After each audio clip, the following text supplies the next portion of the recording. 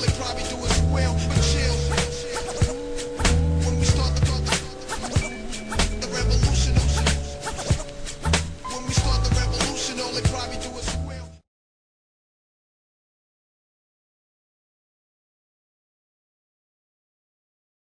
Our motherland, Africa, and the importance of us defining and describing ourselves as African people.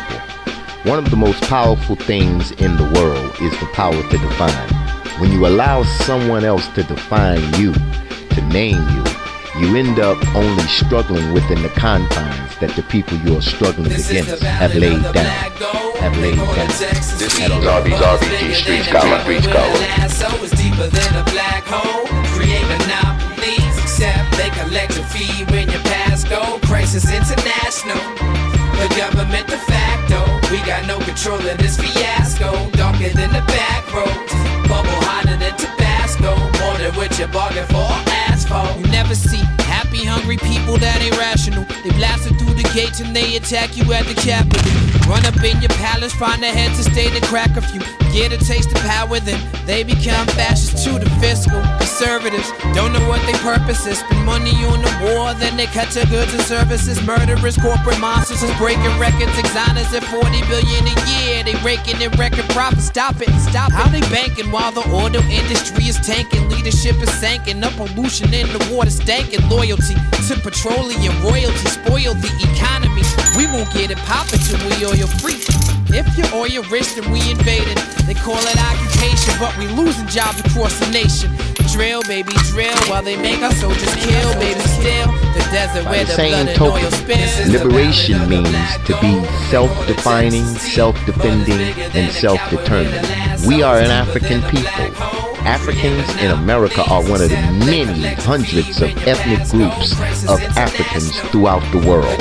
So wherever you were born, no matter where you were born in the world, African people are historically and culturally linked. Celebrating 50 years of independence, they still feel the colonial effects of Great Britain's presence. Dictators quick to imitate the West, got in bed with oil companies and now to place a mess. Take a guess which ones came and violated. They oiled up the soil, the Ogoni people was almost annihilated.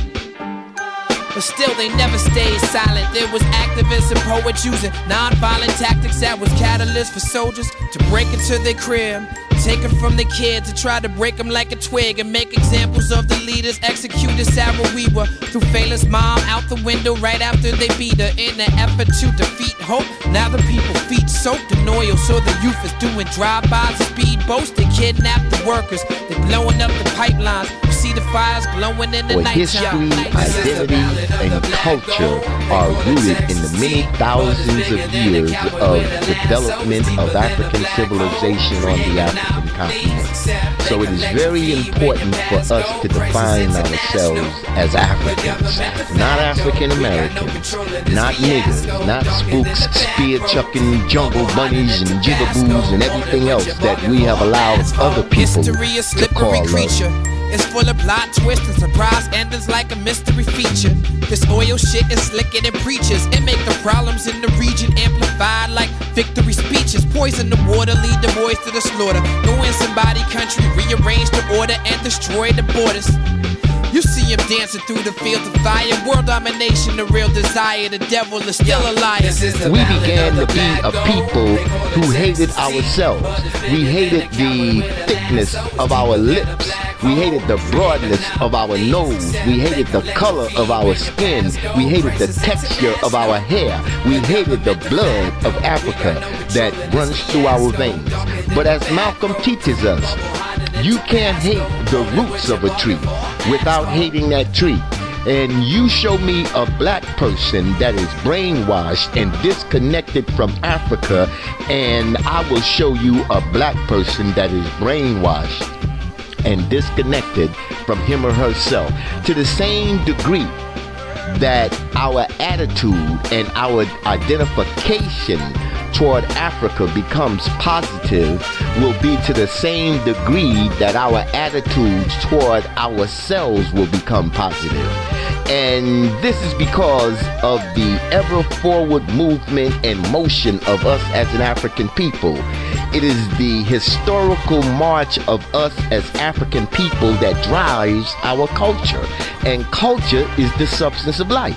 Culture is the sum total of the material and the spiritual values created by us as an African people. So your relationship to Africa, our relationship to Africa, and defining ourselves as African and naming ourselves African is a cultural expression. And culture is the invincible weapon that we have always used to fight against oppression and exploitation and move forward as an African people. Who are you? You don't know?